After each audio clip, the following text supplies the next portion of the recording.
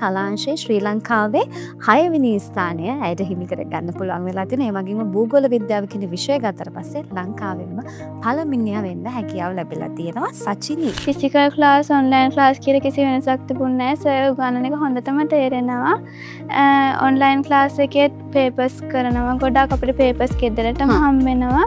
ඒක නිසා නිදහසේ පාසයෙන් වැඩ කටයුතු කරගන්න පුළුවන්. මෙහෙමයි. දැන් විෂයන් තුනකම එකතුවක්නේ කවි රෑන්ක් එකක් කියන්නේ. එතකොට දැන් සචිනි විතරක් නෙමෙයි 98 99 තව ළමයි ගොඩක් අපේ පන්ති හිටියා. සර්ගේ ක්ලාස් එක භූගෝල විද්‍යාවට ලංකාවේ තියෙන හොඳම ක්ලාස් එක කියලා තමයි මට කියන්නේ. කියන්නේ සාමාන්‍ය ළමයෙක්ට අපේ ක්ලාස් එකක් ඉවරුනාට පස්සේ මාසයක් යනකම් ඒ රෙකෝඩින් එක ආයෙ බලන්න පුළුවන්. සර් ක්ලාස් එකේ කියලාපු ඔක්කොම තමයි පේපර් එකට ආවේ.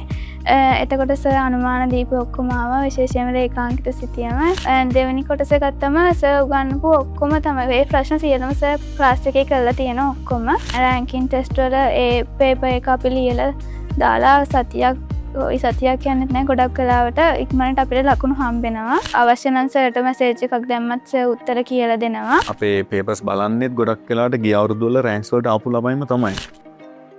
ඔන්න අයිබෝන් අද කතා බහ ප්‍රයෝජනවත් වෙන විශේෂයෙන්ම භූගෝල විද්‍යාව කියන විෂය සබ්ජෙක්ට් එකක් විදිහට ඔයා තෝරගෙන ඉන්නවා නම් ඒ ලෙවල්ස් වලට එහෙම නැත්නම් තෝරගන්න බලාපොරොත්තු වෙමින් ඉන්නවා නම් අද මේ කතා බහ ඉතාමත් වැදගත් වෙනවා. ඒකට හේතුව තමයි අද මම කතා බහ කරන්න සූදානම් වෙන්නේ මේ විෂය ගත්තට පස්සේ ලංකාවේ පළවෙනියා වෙච්ච දුව ඉන්නවා අපිත් එක්ක එකතු වෙලා. මතක් කරන්න ඕනේ දැන් කලාංශය ගත්තට පස්සේ කලාංශයේ ශ්‍රී ලංකාවේ 6 වෙනි ස්ථානය ඇයට හිමි කර ගන්න පුළුවන් වෙලා තියෙනවා. ඒ වගේම භූගෝල විද්‍යාව කියන විෂය ගත්තට පස්සේ ලංකාවෙන්ම පළවෙනියා වෙන්න හැකියාව ලැබිලා තියෙනවා. සචිනි අයිබෝන් කොහමද? හොඳයි. හොඳින් ඉන්නවනේ සතුටින් ඉන්නවනේ මේ දවස්වල. හරි. අපි අයත් එක්ක කතා බහ කරන්න සූදානම් වගේම මේ තැනට එන්න මේ විෂය මේ විදිහට හරියට කියලා දෙන්න පුළුවන් වෙච්ච ආදරණීය ගුරුතුමා අපිත් එක්ක ඉන්නවා. බාතිය රණසිංහ. අයිබෝන් කියලා පිළිගන්න. අයිබෝන් කවි. හරි. දැන් මං හිතන්නේ ගෝලයක් ඉන්නවා. ගෝලයාට මේ වැඩේ කරගන්න පහසු වෙන්න මේ හැම දෙයක්ම කියලා දෙපු ගුරුතුමාත් අපිත් එක්ක ඉන්නවා. මම මුලින්ම හිතුවා දුවත් එක්ක කතා කරන්න. දැන් මේ කොහොමද සර්ව හොයාගත්තේ කියලා කියන්නකෝ අපිට. මම මුලින්ම YouTube වීඩියෝ එකකින් තමයි සර් දැකගත්තේ. සර් ක්ලාස් එකක පාඩමක් කරන වෙලාවක. ඒ වෙලාවේ මට සර් ක්ලාස් හොඳයි කියලා හිතුණා. ඒක නිසා ඔන්ලයින් ක්ලාස් එකට ජොයින් වුණා මම. හරි. දැන් ටිකක් දුර පළාතක ඉන්නේ. සර්ව දැන් හොයාගන්න ඔයා ඉන්න පැත්තත් එක්ක කියන්නකෝ කොහෙද ඉන්නේ කියලා. මම මිද්දනී ප්‍රදේශයේ හම්බන්තොට දිස්ත්‍රික්කයට අයිති වෙන්නේ. මම සාමාන්‍යයෙන් සර් ක්ලාස් ෆිසිකල් ක්ලාස් යන ගොඩක් දුරයි. ඒකට ඔන්ලයින් ක්ලාස් එකටම සම්බන්ධ වුණා. ෆිසිකල් ක්ලාස් ඔන්ලයින් ක්ලාස් කියලා කිසි වෙනසක් තිබුණේ නැහැ. සර් උගන්වන එක හොඳටම තේරෙනවා.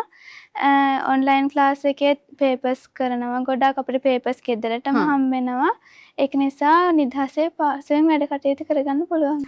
කොළඹ දින පේපර්ස් ටික හම්බන්තොටම වෙලාවට හම්බ වෙනවා. ඒක කොච්චර ඔයාට ලේසි වුණාද සාමාන්‍යයෙන් දැන් අපි අහලා තියෙනවානේ යාළුවෝ කියනවා ඇතිනේ නෑ ඉගෙන ගන්න නැස ළඟටම ගිහිල්ලා ඉගෙන ගන්න ඕනේ. අනික ඒ ලෙවල්ස් කියන්නේ අපේ ජීවිතේ අර අපිට තියෙන හොතම විභාගයක් නේ. ඊට පස්සේ අපි කැම්පස් යන දේවල් අපේ ජීවිතේ ඉතුරු දේවල් තෝරගන්නේ.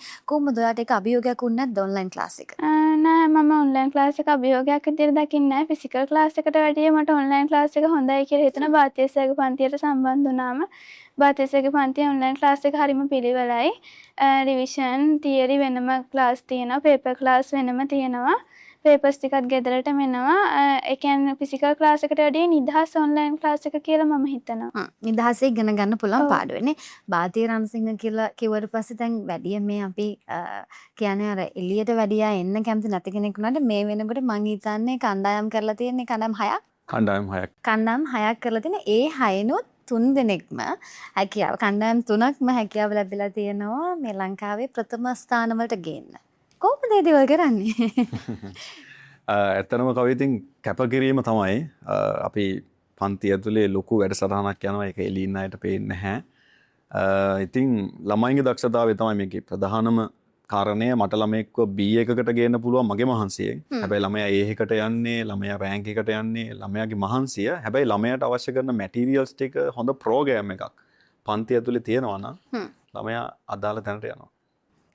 හරි. ඒ උත්සාහය කැපකිරීම මං හිතන්නේ ගුරුවරයාත් දරුවත් අතර දෙන්නම තියෙන්න ඕන දෙයක්. දැන් ගොඩක් වෙලාවට පාති අපි දන්නවනේ මේ ඔන්ලයින් ක්ලාසස් ගැන කතා කරනකොට දරුවන්ට තියෙන ප්‍රශ්න බොහොමයක් තියෙනවානේ. ඔන්ලයින් ඉගෙන ගන්න එක කොහොමද කරන්නේ? පේපර්ස් ටික කොහොමද කරන්නේ?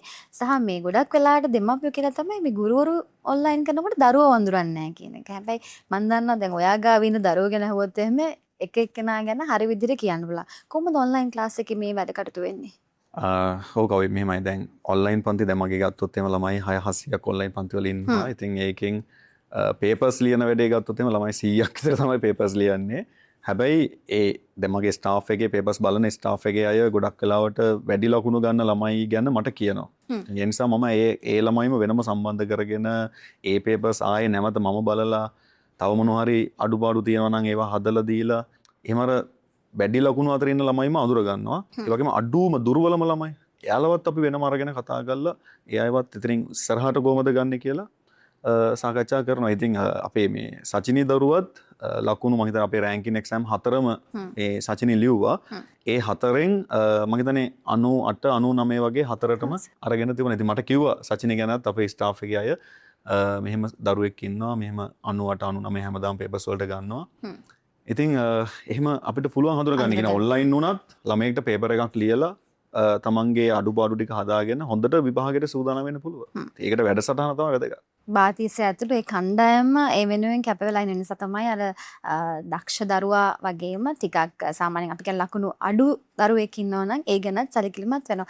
දැන් මේ කියවනේ පේපර්ස් වලින් අඳුරගත්තා. එතකොට ක්ලාස් එකේදී අඳුරගත්තා මේ වගේ දේවල් කොහොමද මේ බලාපොරොත්තුවක් තිබ්බද සචිනි මේ වගේ ලංකාවේ මේ විෂයෙන් ප්‍රථම ස්ථානයට ඒ බලාතෙන් මෙහෙම වෙයි කියලා? මෙහෙමයි.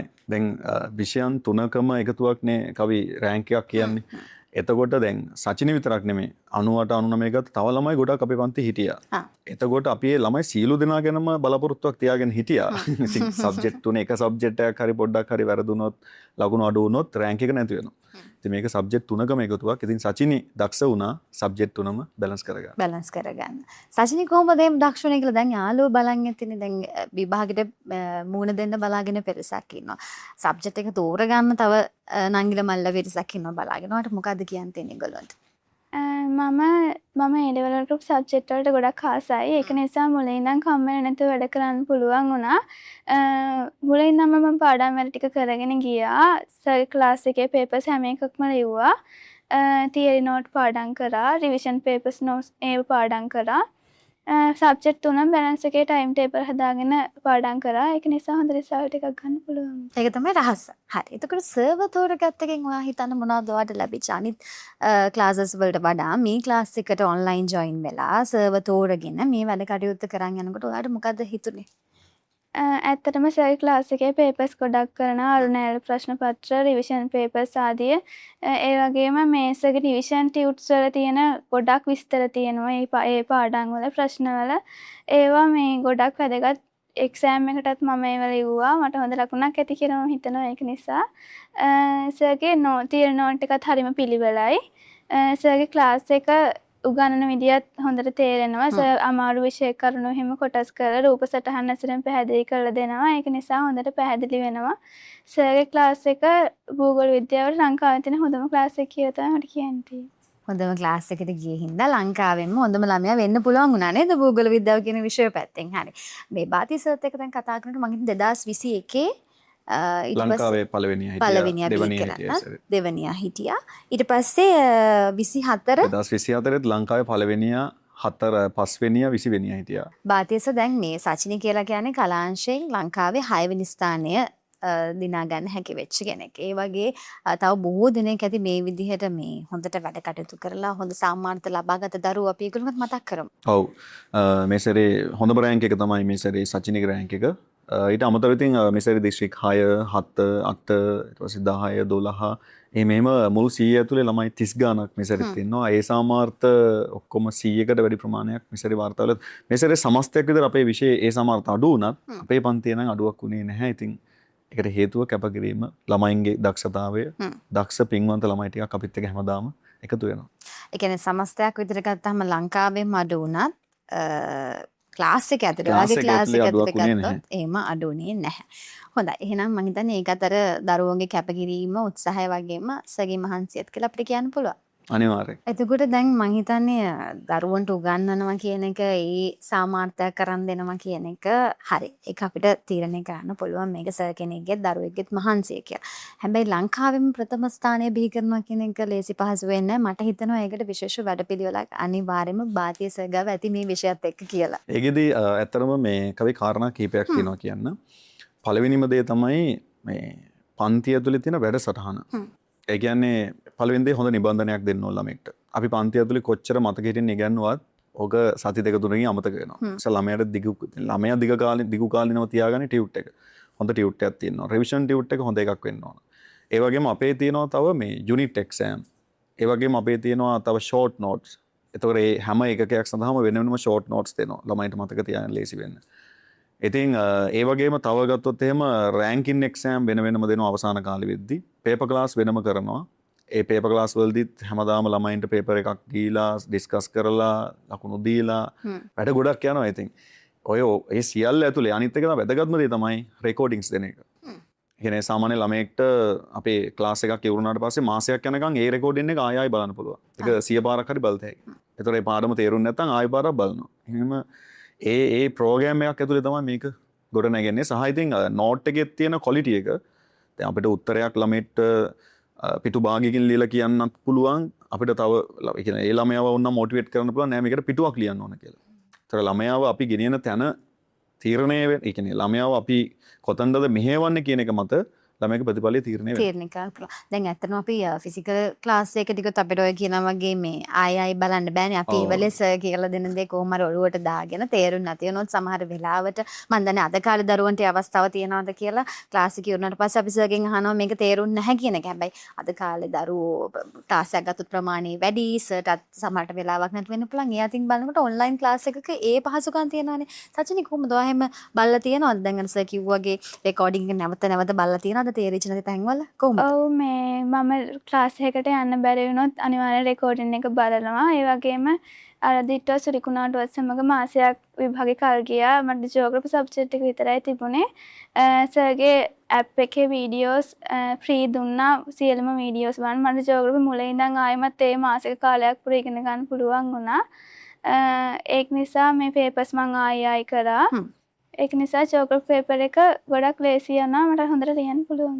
මම හිතන්නේ ඔව් අපි සචිනී කියමුකෝ මොකක්ද? සියලුම පාඩම් ටික මම හිතන්නේ මුලින් ඉඳලම ඔක්කොම ටික බැලුවා කියලා මට කිව්වා. මේ අමුලින් නැවත පාරක් ගෙදර ඉන්න කාල සීමාවන් තුළදී ආයෙත් නැවත ඔක්කොම පාරක් නැවත සියලු පාරක්. පාඩම් ටික ආයේ මෙයාට සචින්ට විතර නෙමෙයි අවස්ථාව අපේ ඉන්න සියලුම ළමයින්ට දුන්නා. ඉතින් ඒකෙන් ප්‍රයෝජනය ගත්තා සචිනි. සචිනී ප්‍රයෝජන ගත්තා. කොහොමද දැන් ඒ දිත්ත සුලිකුණාත් එක්ක මම හිතන්නේ දරුවන්ට මේ විභාගේ කල් ගියානේ කොහොමද ඔයා කොහොමද රෙකෝඩින්ග්ස් ටික ආයි දීලා මේ කරේ? ඔව් මම ඒ අතරමැදත් මේ කවි පන්ති දැම්මා. අතරමැදත් දීලා මම මේ සැරේ මේව බලන්න අනුමාන දෙනවා ළමයින්ට ඒ කියන්නේ මොටිවේට් කරනවා. දැන් මේ ළමයි ඇත්තටම වැටෙනවනේ කවි දැන් පාඩම් කරගෙන ඉඳලා විභාගයක් මාසයක් කල් ගියාම අර පාඩම් කරපු තොගේම ඔළුවේ තියන් ඉන්න බෑ මාසයක්. ඉතින් ඒ නිසා ඒක කොහොම හරි මොටිවේට් කර ළමයින්ට වීඩියෝස් බලන්න දීලා අතනින් පතර මමත් ලයිව් ගිහිල්ලා ක්ලාසස් කර ළමයි එක හිටියා කවි. ඒක මම හිතනවා ගොඩක් ළමයිට සපෝට් එකක් වෙන්නේ නැති රිසර්ච් වලට. ඒකට තිබ්බ සම්බන්ධතාවයේ බැඳීමත් එක තමයි මම හිතන්නේ මේ විදිහේ දක්ෂ දරුවෝ බිහි කරන්න හැකියාව ලැබිලා තියෙන්නේ. එතකොට දැන් අර කිව්වත් වගේ ඔන්ලයින් පන්තියක් ඇතුළත මේ වැඩ කටයුතු ටික කරන්න. එතකොට කියවනේ ඉතාමත් පහසුවෙන් කැමැත්තෙන් වැඩ කටයුතු කරා කියලා. මොනවාද ඔයා දකින විදිහට විශේෂ දේවල් පන්ති ඇතුළේ වෙච්ච අනිත් පන්තිවල මම කලිනුත් මේ ප්‍රශ්න ඇහුවා. අනිත් පන්තිවල දැකපු නැති කියලා. ඒ කියන්නේ දැන් විභාගයට ලියනකොට ඔයගොල්ලන්ට තේරෙනනේ මේ සර් කියලා දුන්න ප්‍රශ්න මේ විදිහටම තියෙනවා. සමහර වෙලාවට පොඩ්ඩක් වෙනස් වෙන්න පුළුවන්. හැබැයි අපි මේ හා සමාන දේවල් කරා කියලා. එහෙම දැනෙච්ච තැන තිබ්බද? ඔව් අනිවාර්යෙන්ම මේ ක්ලාස් එකේ කියලාපු ඔක්කොම තමයි පේපර් එකට ආවේ. එතකොට සර් අනුමාන දීපු ඔක්කොම ආවා. විශේෂයෙන්ම රේඛාංකිත සිතියම ඒ නිසා පේපර් එක හොඳට ඒ කියන්නේ පේපර් එක දැක්කම ගොඩක් සතුටුයි. සර් දීපු අනුමාන සර් උගන්වපු ඔක්කොම දේවල් ඇවිත් තිබුණා. දෙවෙනි කොටස ගත්තම සර් උගන්වපු ඔක්කොම තමයි මේ ප්‍රශ්න සියලුම සර් ක්ලාස් එකේ කරලා තියෙන ඔක්කොම. ඒක නිසා මේ පේපර් එක හොඳට ලියන්න පුළුවන් වුණා මට. සර් උගන්වපු ඒ විදිහටම ඒහා සමානම ඇවිල්ලා තියෙනවා කියලා කියනවා. හොඳයි. ඒක අනිත් අයටත් මං හිතන්නේ බලන් ඉන්න අයටත් ඒක සුබ ආරංචියක් වෙනවා. දැන් මං හිතන්නේ අර කණ්ඩායම් ප්‍රමාණය පුංචි උනත් පටන් ගැනීම මේ විදිහට උනත් ලබාගෙන තියෙන ජයග්‍රහණ ඉහළයි. සමහර වෙලාවට අවුරුදු ගණන් එක්ස්පීරියන්ස් තියන අයගෙත් මේ විදිහේ ප්‍රතිඵල නැති වෙන්න පුළුවන්. කියන්නකෝ බලන් ඉන්න අයට දරුවන්ට අම්මලා තාත්තලාට ඇයි විශේෂ වෙන්නේ? ඇයි බාතිය සර්වම හොයන් එන්න ඕනි කියන කාරණාව. ඇතරම් මේමයි දැන් උසස් පෙළ දැන් අපි මොකරි සර්විස් එකක් ගන්නකොට අපි බලනවානේ මේකේ කලින් කස්ටමර්ස්ලා කොහොමද රිවිව්ස් කොහොමද. නමුත් දැන් මේ උසස් පෙළ ළමයි විෂයක් තෝරනකොට අපි දකින දෙයක් තමයි මේ ඒ ගුරුවරයාගේ පහුගිය විභාග ප්‍රතිඵල කොහොමද. මොකද ගුරුවරයෙක් හරියට තමන්ගේ රාජකාරිය කරා කියන තියෙන එකම සාක්ෂිය තමයි ප්‍රතිඵලය. ඒතර තමන්ගේ පන්තියට ආපු ළමයින්ට මොනතරම් ප්‍රතිඵල ඒ ගුරුවරයා ලබා දුන්නාද කියන එක මත තමයි මම කියන්නේ ගුරුවරයෙක්ව තෝරන්න ඕන. ඉතින් මට කියන්න තියෙන්නේ අපි කරපු කැපකිරීම් වල ප්‍රතිඵල තියෙනවා. මෙච්චර රෑන්ක්ස් ප්‍රමාණයක් දැන් මේ වෙද්දි ගත්තොත් එහෙම කවි අපේ පන්තින් විතරක් සරසවිල් ළමයි 500කට වඩා ප්‍රමාණයක් ගිහිල්ලා තියෙනවා මේ වෙද්දි. ඒතකොට මම බැච් 6ක් ඇතුලේ විශාල ප්‍රමාණයක් ළමයි සරසවියට යවලා තිනවා. ලෝ ෆැකල්ටියට මම හිතන්නේ ළමයි 123ක් විතර නීති පීඨයට අපි යවලා තිනවා මේ කාල සීමාව ඇතුලේ. ඉතින් ඒ හැමදේම පිටපස්සේ තියෙන්නේ අපේ කැපකිරීම, අපේ මහන්සිය, අපේ ප්‍රෝග්‍රෑම් එක. ඒක ඇතුලේ තමයි ප්‍රතිඵල බිහි වෙන්නේ. හොඳයි. ඒ මහන්සිය ඒ කැපකිරීමත් එක්ක අද මං හිතන්නේ තාමත් සතුටින් ඉන්න අවස්ථාවක්. තවත් දරුවෝ බොහෝමයක් භූගෝල විද්‍යාව කියන විෂය සමහර වෙලාවට තෝරගන්න තියෙන තමයි අපිට මේක ඉගෙන ගන්න හරි තැනක් නැහැනේ කියන එක. නේද සචින? ඒක හිතෙන්න පුළුවන් අනිත් විෂයන්ක ගත්තට පස්සේ මේ විෂය වෙනස් විදිහට දකින්නවනේ. ඔයාට මොනවද කියන්න තියෙන්නේ ඉස්සරහට මේ විෂය තෝරගන්න අයට? ෆිසිකල් ක්ලාස් එකකටම යන්න අවශ්‍යතාවයක් නැහැ. මොකද මම ගොඩක් දුර ෆිසිකල් ක්ලාස් එකකට සර්ගෙන්න බෑ. නමුත් මේ ජියෝග්‍රැෆි වලට මම වතිසගේ ඔන්ලයින් ක්ලාස් එක තෝරගන්නවා. කිසිම ප්‍රශ්නයක් නැතුව මට හොඳට වැඩ ටික කරගෙන යන්න පුළුවන් වුණා. ෆිසිකල් ක්ලාස් එකකටම යන්න ඕනකමක් කියලා නැහැ ජියෝග්‍රැෆි වලට. සර්ගේ ඔන්ලයින් ක්ලාස් එකට සම්බන්ධ වුණා හොඳටම ඇති. ඒක ෆිසිකල් ක්ලාස් එකට වඩා හොඳයි කියලා මම නම් හිතන්නේ. ගොඩක් කොච්චර දුර හිටියත් ලංකාවේ ඕනම තැනක ඉන්න ෆිසික්ස් සර්ගේ ඔන්ලයින් ක්ලාස් එකට සම්බන්ධ වෙන්න පුළුවන්. ජියෝග්‍රැෆි කරන හැමෝටම වාතිස්සගේ ඔන්ලයින් ක්ලාස් එකට සම්බන්ධ වෙන්න කියලා තමයි කියන්නේ. ඔයා වගේ දුර ඉන්න අයට විශේෂයෙන්ම හොඳම අවස්ථාවක් තමයි. සමහර වෙලාවට අපි කැමති හරි අපි කැමති ටීචර් ගාවට හරි යනකොට අපිට තියෙන ප්‍රශ්නේ දුර ප්‍රශ්න. එතකොට අපිට හිතෙනවා දැන් මේ පන්ති තෝරගෙන වැඩක් නැහැ කියලා. හැබැයි ඒකට හොඳම උදාහරණ තමයි සචින කියලා කියන්නේ. කොච්චර දුර හිටියත් ඔන්ලයින් තාක්ෂණය ඔස්සේ තමන්ගේ අධ්‍යාපන වැඩ කටයුතු හරියටම කරගෙන තියෙනවා. දැන් රිසල්ට් ආවට පස්සේ ප්‍රතිඵල ආවට පස්සේ ලංකාවෙම භූගෝල විද්‍යාව කියන විෂයෙන් මම තමයි පළවෙනි කියලා දැනගත්තට පස්සේ මොකද හිතුනේ? ගොඩක් සතුටු හිතුණා. ඇත්තටම විශ්වාස කරන්න බැරි තරම් මම ඒ වගේ රිසල්ට් එකක් බලාපොරොත්තු වෙන්නේ නැහැ. ගොඩක් සතුටු හිතුණා. කාටද මුලින්ම කිව්වේ? මම අම්මයි තාත්තයි තමයි කිව්වේ. ඊට පස්සේ ගුරුවරුන්ට කෝල් කරලා කිව්වා. ගොඩක් සතුටු හිතුනේ වෙලාව. හොඳයි. දැන් අර කිව්වත් වගේ මම හිතන්නේ සර්ටත් ඒ සතුට ඒ විදිහටම ඇතුලේ ලංකාවෙම පළවෙනි අනික තමන් උගන්වපු විෂයත් එක්ක කියලා කොහොමද ඒ සතුට දැනුනේ? ඔව් ඇත්තටම කවි දැන් අයිලන්ඩ් රෑන්ක්ස් එනවා කියන එක දැන් අපේ පන්තිරයක් පුරුදු දෙයක් බවට පත් වෙලා තියෙනවා. ඉතින් මේ සැරේත් දැන් මම ප්‍රතිඵල ආවට පස්සේ බලන් ඉන්නවා. තාම නෑ ෆස්ට් කතා කරේ නෑ. තාම නෑ සෙකන්ඩුත් නෑ. තර්ඩ් නෑ. ෆෝර්ත් නෑ. මං ටිකක් බලාපොරොත්තු අතහැරගෙන වගේ හිටියා. ඊට පස්සේ තමයි ඉතින් සචිනි කතා කරේ 6 වෙනියා කිව්වහම මාර සතුටක් දැනුණා ඒ වෙලාවේ. ඉතින් මේ සැරේත් එහෙනම් ජියෝග්‍රැෆි පළවෙනි අපේ පන්ති බිහුණා කියන සිතුවිල්ල මගේ ඔළුවට ආවා. සතුටුයි. ඒ සතුට ඒ නිහතමානී සතුට අපි හැමෝම මං හිතන්නේ අවසානයේ අපේ ප්‍රතිඵලය ගැන කතා කරනකොට අපිට සතුට වෙන්න පුළුවන්නේ. එතකොට දැන් මේ අතරම අර කිව්වත් වගේ දක්ෂ දරුවෝ ගැන කතා කරනකොට ඒ දරුවන්ට අපිට පුංචි තල්ලුවක් තමයි දෙන්න තියෙන්නේ. හැබැයි මේ විෂයත් එක්ක සමහරට ලකුණු අඩුවෙන් ගන්න දරුවෝ ඇති. එතකොට මං හිතන්නේ අම්මලා තාත්තලාත් මේ පීඩණයෙන් ඉන්නවා. එහෙම අම්මලා තාත්තලාට දරුවන්ට බාතිස්සගේ පන්ති ඇතුලේ මොන වගේ තැනක්ද තියෙන්නේ? මම කියන්නේ මෙහෙමයි. ඉතින් A level සබ්ජෙක්ට් එකක් තෝරද්දී ළමයා මහන්සි වෙන්න ඕන. ඔන්ලයින් පන්තියකට ළමෙක්ව එවද්දී අපිට ළමයාව පාලනය කරන්න තියෙන හැකියාව ගොඩක් අඩුයි. එතකොට මොකද ළමයට ඕන වෙලාවක ලිෆ්ට් එන්න පුළුවන්. එයාට වීඩියෝ එක ඔන් කරලා තියලා වෙන වැඩක් කරන්න පුළුවන්. එහෙම දැන් අර කිව්වේ 600න් 100ක් වගේ තමයි. ඉතින් ඒ නිසා ඔන්ලයින් පන්තියක ළමයෙක්ව සම්බන්ධ කරද්දී පැහැදිලිවම ළමයා ගැන හොයලා බලන්න අම්මා තාත්තට වගකීමක් තියෙනවා. සහ මේ ඔන්ලයින් පන්තිවල වුණත් පන්ති ගොඩ තියෙනවා.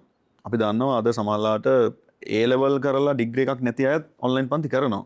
ඒ ගුරුවරු විදිහට ඔන්ලයින් පන්ති කරනවා. ඉතින් ඒ අතරින් හොඳම ගුරුවරයෙක් හොයාගන්නවා කියන එකත් ළමයාටම බාර දීලා ඉන්නේ නැතුව දෙමාපියොත් මේකට චුට්ටක් සම්බන්ධ වෙලා ළමයට හොඳ පන්තියක් හොයලා දෙන්න ඔන්ලයින්. මොකද මේ ඔබේ ළමයාගේ අනාගතය. පරම්පරාවක අනාගතය මේ. නිසා අපි මීට වඩා ළමයි ගැන හිතන්න ඕන. ළමයින් යන පන්ති මොනවද? ළමයි වැඩ කරන්නේ කොහොමද? ඔන්ලයින් පන්ති ඉගෙන ගන්නේ කොහොමද? කාමරයට වෙලා දොර වහගෙන පන්ති මොනවද කරන්නේ? ඒතකොට මම හිතන්නේ කාමරේ ඔන්ලයින් පන්තිකට යන දෙනවට වඩා සාලේ මැද්දේ ඩෙස්ක් එකක් තියලා හදලා දෙන එක තමයි මම හිතන්නේ හොඳම ඔන්ලයින් පන්තිකට ළමයෙක්ව සම්බන්ධ කරද්දී. ගොඩක් වෙලාවට මගේ නම් හැබැයි මගේ ඔය දෙමාපියෝ ගොඩක් කතා කරන වෙලාවට ළමයි මම සමනේ රිසර්ච් ආවට පස්සෙත් ළමයි එක්ක පොඩ්ඩක් නියම් සුවද කතා බහ කරනවා. ඉතින් ඒ වෙලාවේ වුණත් දෙමාපියෝ කතා කරා ගොඩක් අය කිව්වේ මේ අපි සර් උගන්වන විදිහ අහගෙන ඉන්නවා. එතකොට සර් මෙහෙම කතා කියනවා මෙහෙම කියලා ගොඩාක් අර දෙමාපියෝ මාර ඉන්ටරෙස්ටින් අපි උගන්වන විදිහත් එක්ක සමහරට ළමයා පන්තිෙන් අයින් හැදුවා දෙමාපියෝ අයින් කරන් දෙන්නේ ළමයා. එහෙම තත්ත්වයක් තියෙනවා. සාසිනි තේනා වෙනවා. එහෙම දේවල් වුණාද ඔයාලට? ඔන්ලයින් ක්ලාස් කරනකොට. ඔන්ලයින් ක්ලාස් කරනකොට දැන් ඒකත් සර් කිව්ව කතාවත් හොඳ කතාවක් නේද? සමහර වෙලාවට මේ අම්මලා තාත්තලා දරුවන්ට ෆෝන් එක දෙන්නෙත් ඒ විශ්වාස කරලා තමයි දෙන්නේ. කොහොමද සාසිනි වාට ඒ අත්දැකීම? මට අම්මයි තාත්තයි කොහොමද බාතිස්සේ ක්ලාස් එකට යනවට කැමති. බාතිස්සේ ක්ලාස් එක තියෙන දවසට අම්මයි තාත්තයි මතක් කරනවා සමහර දවසට ක්ලාස් එක. මට අමතකුණත් අම්මට තාත්තට අමතක වෙන්නේ නැහැ. එයාලත් මට අම්මයි තාත්තත් මට ගොඩක් උදව් කරා. එහෙම තමයි නේද? ගෙදර අයගේ සහයෝගයත් එක්ක තමයි මේ ගමන යන්නේ. සචිනී දැන් අපිට කියන්නකෝ මේ A levels වගේ අපි සබ්ජෙක්ට් තෝරගන්නකොට විෂයන් තෝරගන්නකොට අපි ටිකක් ප්ලෑන් කරනවානේ අපි අනාගතේ මේ වගේ කෙනෙක් වෙන්න කැමති නම් මෙන්න මේ සබ්ජෙක්ට් අපි තෝරගන්නවා කියලා. ඔය ඇයි මේ විදිහට භූගෝල විද්‍යා විෂය තෝරගන්න හිතුවේ? මගේ ඉස්කෝලේ ගුරුවරු ඒ වගේම මගේ අඳුරන අයියලා කළා මට ගොඩක් කිව්වා ජියෝග්‍රැෆි සබ්ජෙක්ට් එක හොඳයි. කැම්පස් එකේ කෝසස් එහෙම ගොඩක් තියෙනවා. ඒක නිසා මම ජියෝග්‍රැෆි වලට ආසයි ඒ සබ්ජෙක්ට් එකට. ඒක නිසා මම ජියෝග්‍රැෆි තෝරගත්තා. කැම්පස් එකෙත් ගොඩක් ඩිග්‍රී තියෙනවා ජියෝග්‍රැෆි වලින් GIS, එතකොට architecture, landscape architecture, fashion design ඒ වගේ ගොඩක් ඩිග්‍රීස් තියෙනවා. ඒක නිසා ජියෝග්‍රැෆි සබ්ජෙක්ට් එක මම තෝරගත්තා. ගොඩක් අය ගුරුවරු පවා මට කිව්වා ජියෝග්‍රැෆි සබ්ජෙක්ට් එක කරන එක හොඳයි කියලා. ඒක නිසා ජියෝග්‍රැෆි කරාම. කට්ටිය කියන එක අහලා තෝරගත්තානේ. තෝරගෙන සගේ ක්ලාස් එකකට ආවනේ. ඊට පස්සේ මොකද හිතුනේ? මුල් කාලේ මොකද හිතුනේ? මුල් කාලේ ඉඳන් මට හිතෙන සර්ගේ ක්ලාස් එක ගොඩක් හොඳයි කියලා. සර් උගන්වන විදියත් ගොඩක් හොඳයි. ඒක නිසා දිගටම සර්ගේ ක්ලාස් එකට සම්බන්ධ වුණා. සර්ගේ ක්ලාස් එක උගන්වන විදිය හොඳට මට තේරෙනවා. ඒක නිසා මේ ක්ලාස් එකේ දිගටම හිටියේ. අපි හොමම මේ සර්ගෙන් දැනගන්න කැමති දැන් ඇත්තට දරුවෝ සමහර වෙලාවට සබ්ජෙක්ට් තෝරගන්න ඔය කිව්වාගේ අයියලාත් කළා කියන හින්දා ටීචර්ස්ලා කියන හින්දා සමහරවට අම්මලාගේ බලපෑමට තෝරගන්නවා. A levels වගේ කරනකොට විභාගය කරනකොට එක්සෑම් එක ගැන හිතනකොට කොහොමද විෂයන් තෝරගන්න අපි අවශ්‍ය වෙන්නේ? ඔව් කවි හොඳ ප්‍රශ්නයක්. මේ දැන් 2028 අලුතින් ළමයි විෂය තෝරගන්න ඉන්න නිසා මම මේ කියන්නේ සාමාන්‍යයෙන් මේ සබ්ජෙක්ට් එකක් තෝරගන්නකොට අපි කාරණා දෙකක් ගැන හිතන්න ඕන. පළවෙනි දේ තමයි අවුරුදු දෙක මේ සබ්ජෙක්ට් එක ආසාවෙන් ඉගෙන ගන්න පුළුවන් වෙන්න බෑ. අපි අකමැති කෙනෙක් කසාද බැන්දොත් ඉන්න බෑනේ මාසයක්වත්. ඒ වගේ තමයි අවුරුදු දෙකක් ඒ සබ්ජෙක්ට් එකත් එක්ක ඉන්න ඕන. එතකොට ජියෝග්‍රැෆි කියන්නේ අපිට ආසාවෙන් ඉගෙන ගන්න පුළුවන් සබ්ජෙක්ට් එකක්. මොකද මේකේ ඉගෙන ගන්න තියෙන්නේ අපි එදිනෙදා අත්දකින්න දේවල්. මේකේ තියෙන්නේ මේ වැස්ස ගැන, වැසි ක්‍රම ගැන, සුළං ක්‍රම ගැන මේ ලෝකේ පවතින දේවල්නේ. ඒතර මේකේ නැහැ සිතා ගැනීම, මවා ගැනීම ඒව මුකුත් නැහැ. ආසාවෙන් ඉගෙන ගන්න පුළුවන්. අනිත් දේ තමයි ඒ විෂය ආසාවෙන් ඉගෙන ගත්තා වගේම විශ්වවිද්‍යාල ප්‍රවේශයේදී කොච්චර පාඨමාලා ප්‍රමාණයකට යන්න පුළුවන්ද, කවදා හරි රැකියාවකට යද්දී මේ විෂය කොච්චර වැදගත් වෙනවද කියන එකත් වැදගත්. ඉතින් අපේ විෂය තමයි මම හිතන්නේ විශ්වවිද්‍යාල ප්‍රවේශයේදී වැඩිම පාඨමාලා ප්‍රමාණයක් ඇප්ලයි කරන්න පුළුවන් විෂය. මොකද architecture, landscaping, designing, fashion designing, tourism එක තියෙනවා, GIS පාඨමාලාව තියෙනවා, භාෂා පරිවර්තන පාඨමාලා 20 ගාණක් ඔක්කොම. ඒකෙන් පාඨමාලා කිහිපයකට අපේ විෂය කරලා තියෙන්න ඕන යන්න. අනිත් සබ්ජෙක්ට්ස් එක කැමති දෙයක් අපේ විෂය අනිවාර්යෙන් කරලා තියෙන්න ඕන යන්න. ඉතින් මම හිතන්නේ ඔන්න ඔය කාරණා දෙක හිතුවනම් හරි සබ්ජෙක්ට් එකත් වරද්දි. සහ මම හිතන්නේ අවසානයේ අපි මේ හැම දෙයක්ම ඉගෙන ගත්තට පස්සේ බලාපොරොත්තු වෙන්නේ හොඳ රැකියාවක්. ඉතින් රැකියාවක් කරන්න සමහර වෙලාවට රැකියාව කරන්න ගියට පස්සේ අපේ ප්‍රශ්නේ මේ විෂය කරලා තියෙනවද මේ ගැන දැනුම් තියෙනවද කියලා. ඒකට ජියෝග්‍රැෆි වගේ විෂයක් දරුවෙක් කරනවා නම් අද වෙනකොට මේ වෙනකොට ඕනෑතරම් රැකියාව අවස්ථා තියෙනවා. ඒක ඉතාමත් පහසුයි කියන එකත් මේ වෙලාවේ මතක් කරන්න පුළුවන්. අපි කොහොම මතක් කරමු දැන් ඊළඟ කණ්ඩායමට මොන වගේ සැලසුම්ද කරලා තියෙන්නේ, විශේෂ දේවල් ඕනුනි සෝදානම් කරලා තියෙනවද, පන්ති වැඩ කටයුතු කොහොමද?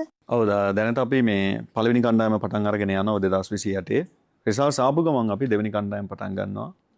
ලංකාවෙම දරුවන්ට සම්බන්ධ වෙන්න පුළුවන්. ඒ වගේම අපේ ෆිසිකල් ආයතනවලත් අපේ පන්ති පැවැත්වෙනවා. අපේ දරුවන්ට සම්බන්ධ වෙන්න පුළුවන් ඉතින්. හොඳයි.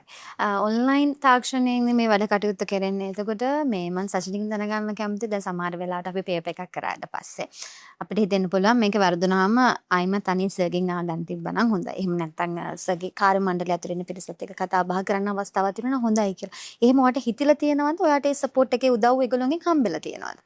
ඔව් ඇත්තටම මම රෑන්කින් ටෙස්ට් 4ම ලිව්වා. රෑන්කින් ටෙස්ට් වල ඒ පේපර් එක අපි ලියලා දාලා සතියක් කියන්නෙත් නෑ, ගොඩක් වෙලාවට ඉක්මනට අපිට ලකුණු හම්බෙනවා. ඒ පේපර්ස් බලන අක්කල දැන් අපි වැරදි මොකක් හරි ලියලා තිබුණොත් එයාලා කියනවා වැරදි හරියට එක ලියන්නේ කොහොමද, ඒ ප්‍රශ්නේ ගැන විස්තර කරලා කියලා දෙනවා. මොකක් හරි ප්‍රශ්නයක් තිබුණොත් එයාලගෙන් අහලා දැනගන්න පුළුවන්.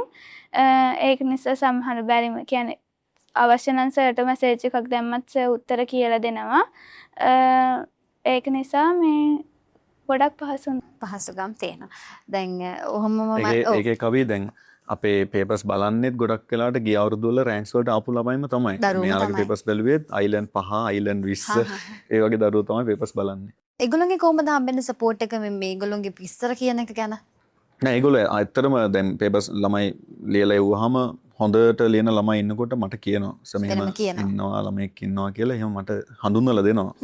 ඊට මමත් පෞද්ගලිකව අවධානය යොමු කරනවා ඒ ළමයි ගැන. මම හිතන්නේ ඔන්ලයින් ක්ලාස් එකක් කරනවා කියන එක ලේසි පහසු දෙයක් නෙමෙයි. දැන් ඒ අයගෙත් උදව් ඇතුව යන ගමනක් හොඳ ටීම් එකක් ඉන්නත් අවශ්‍ය වෙනවා. දැන් බාතිය රණසිංහ සර් ගැන කතා කරනකොට මම ටිකක් කාලයක් තිස්සේ වැඩ කටයුතු කරලා තියෙන නිසා මම දන්න දෙයක් තමයි දැන් හැම අවුරුද්දකම වගේ මේ දරුවන්ව ඇගීම කියන එක හරි ලස්සනට කරනවා. මේ අද දවසෙත් මම හිතන්නේ මේ වගේ දෙයක් සෝදානම් කරලා තියෙනවා. මේ වගේ දෙයක් කරන්න හිතුවේ ඇයි කියලා මම අහුවොත් ඔව් කවි දැන් ඇතරම මේ ළමයෙක් රෑන්ක් එකට යනවා කියන්නේ ඒ ළමයාගේ ලොකු ජයග්‍රහණයක්නේ. ඒ ළමයා තමා වෙනුවෙන් කරපු ලොකු කැපකිරීමක්. ඉතින් අපිටත් පුළුවන් ඒ ළමයින්ම ඇප්‍රීසියේට් කරන්න, අගය කරන්න. ඉතින් ඒ වෙනුවෙන් අපි ඒ ළමයින්ට ඒ ළමයිගේ තවත් ඉදිරියට ඒ වැඩ කටයුතු කරගෙන යන්න අවශ්‍ය කරන මොනවා හරි තෑග්ගක් දෙන්න පුළුවන් නම් මම හිතනවා ඒක වටිනවා. ඉතින් මේ මගේ ගුරු ජීවිතය ඇතුලේ මම බැච් 6ක් විතර මේ විදිහේ එක්සෑම් එකට යවලා තියෙනවා. ඒකේ දිස්ත්‍රික් ප්‍රස්ලා මම හිතන්නේ 4කට ආසන ප්‍රමාණයක් ඇවිල්ලා තියෙනවා. ඉතින් මේ හැමෝටම අපි ලැප් එකක් දුන්නා. ඉතින් මේ අවුරුද්දේ සචිනිටත් අපි ලැප් එකක් සූදානම් කරා දෙන්න ඕන. අද සචිනිට අපි ඒක ලබා දෙන්න සූදානම් කරලා තියෙනවා. ඔන්න. සචිනිට දැන් මොකද හිතෙන්නේ? ගොඩක් සතුටුයි. මට මේ ලොකු රිසල්ට් එකක් ගන්න පුළුවන් වුණා. ඒ පාතිසර් ක්ලාස් එකට ආපු නිසාමයි. ඒ හැම එකටම ගොඩක් සතුටුයි. පාතිසර්ටත් ගොඩක් ස්තුතිවන්ත වෙනවා. දැන් මම හිතන ලැප් එකක් ඉස්සරහට වැඩ කටයුතුත් එක්ක ඔයාලටත් නේද අවශ්‍ය වෙන වැඩ කටයුතු පහසු වෙනවා. ඔන්ලයින් තාක්ෂණ ඉගෙන ගත්ත නිසා ඔන්න ඔන්ලයින් තාක්ෂණෙම තව වැඩ කටයුතු කරගන්න පුළුවන් විදිහට දැන් ලැප් එකෙන් ඔන්ලයින් පන්ති වලට යන්න වාතියස ඒ වැඩ කටයුතු දැන් ඊළඟ අයටත් මේ විදිහට මේ දේ ලබා දෙනවා.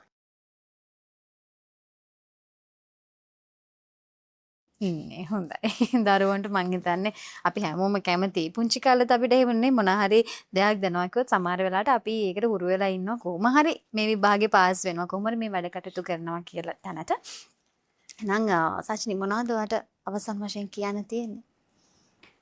ඒ ලෙවල් වලට සබ්ජෙක්ට් එකක් කරනවා නම් ඒ සබ්ජෙක්ට් එක ගැන හොඳට හොයලා බලන්න. ඒ වගේම ජියෝග්‍රැෆි කියන සබ්ජෙක්ට් එක සිලබස් එකට විතරක් සීමා වෙච්ච සබ්ජෙක්ට් එකක් නෙවෙයි. ජියෝග්‍රැෆි කියන සබ්ජෙක්ට් එක ගොඩක් ආසාවෙන් කරන්න පුළුවන් සබ්ජෙක්ට් එකක්. මට ඒ සබ්ජෙක්ට් එකට හොඳ ක්ලාස් එකක් හම්බුණා බාතිය සර්ගේ. ඉතින් මට අද මේ වගේ හොඳ රිසල්ට් එකක් ගන්න ඒ සියලුම දේවල් හේතු වුණා. හරි එහෙනම් අපි ඔයාලට සුබපතනවා ඉදිරියේදී කරන වැඩ කටයුතු හැමදාම සාර්ථක වෙන්න කියලා. මොනවද ෆියුචර් ප්ලෑන්ස්? දැන් යුනිවර්සිටි එකට ඇප්ලිකේෂන් දානවා. හොඳ ඩිග්‍රී එකක් තෝරගෙන කරන්න බලාපොරොත්තු වෙනවා. හොඳයි. අපි ඒකත් එක්කම සර්ගෙන් දැනගන්න කැමති ඉදිරි වැඩ කටයුතු කොහොමද මොනවද කරන්න බලාපොරොත්තු වෙමින් ඉන්නේ? දරුවෝ වෙනුවෙන් මොනවද තියෙන විශේෂ දේවල්? ඔව් ඉතින් අපේ පන්තිවල අපි හැමදාම අලුත් වෙනවා. ඉතින් අපේ පන්තිවලත් ළමයින්ට අලුත් දේවල් ගොඩක් සූදානම් කරගෙන යනවා. අලුත් යුනිට් එක්සෑම් වර්ග ඒ වගේම උගන්වන විදිහේ ටියුට්ස් වල වෙනස්කම් ගොඩක් දේවල් තියෙනවා ඉතින්. බාතිස එතකොට දැන් කොහොමද ෆිසිකල් ක්ලාස් වලට දරුවෝ සම්බන්ධ වෙන්න කැමැත්තෙන් ඉන්නවා නම් කොහොමද සම්බන්ධ වෙන්න හැකියාව තියෙන්නේ? ඔව් කවි මේ මගේ ෆිසිකල් ක්ලාසස් ආයතන 4ක පැවැත්වෙනවා. රත්නපුර සිසුක ආයතනය, නොගේගොඩ සක්‍ය සැසිප් ආයතන දෙකේම ඉන්නවා. ඒ වගේම මොන්ටානා සිසුර ආයතනයේ ගම්පහ අලුතෙන් පන්ති පටන් ගත්තා මීගමු A1 ආයතනය සහ සුසිප්කා හොමගම ආයතනය. ඒ වගේම ලංකාවේ ඉන්න දරුවන්ට ඔන්ලයින් අපේ පන්තියට සම්බන්ධ වෙන්න පුළුවන්. ඉතින් පන්තියට සම්බන්ධ වෙනවා නම් මෙන්න මේ පහත දැක්කන අංකයට WhatsApp වලින් මැසේජ් එකක් දාලා අපිව සම්බන්ධ කරගන්න පුළුවන්. හොඳයි එහෙනම් ඉතින් අද දවසේදී අපි භූගෝල විද්‍යා විෂය පිළිබඳ ජියෝග්‍රැෆි කියන විෂය පිළිබඳ කතා බහ කරනකොට කලාංශය ගත්තට පස්සේ ලංකාවෙම 6 වෙනි ස්ථානය හිමි කරගත්තා වගේම ජියෝග්‍රැෆි කියන විෂය ලංකාවෙම 1 වෙනි ස්ථානය හිමි කරගත්ත දරුවත් එක තමයි මේ විදිහට කතා බහ කරේ. ඒකත් එක්කම බෙහෙවින් ස්තුතිවන්ත වෙනවා මේ බාතිය සර්ට මේ වගේ දරුවන්ම ලංකාවට අපේ රටට බිහි කරන එකට. මොකද සමහර වෙලාවට දරුවෙක්ට හරි දේවල් හරි විදිහට කියලා දෙන එක අපි හිතන තරම් ලේසි පහසු නෑ. අද සමාජයත් එක්ක ගත්තාම විශේෂයෙන්ම ඔන්ලයින් තාක්ෂණ ඔස්සේ තමයි මේ වැඩ කටයුතු සියල්ලම සිදු වෙන්නේ. එහෙනම් ලංකාවේ කොහේ හිටියත් කොතන හිටියත් ඔන්ලයින් තාක්ෂණය ඔස්සේ සම්බන්ධ කරගන්න පුළුවන් හොඳම ජියෝග්‍රැෆි ගුරුතුමා පිළිබඳව තමයි අපි කතා බහ කරේ. බොහොම ස්තුතියි අයබෝවන්. අයබෝවන්.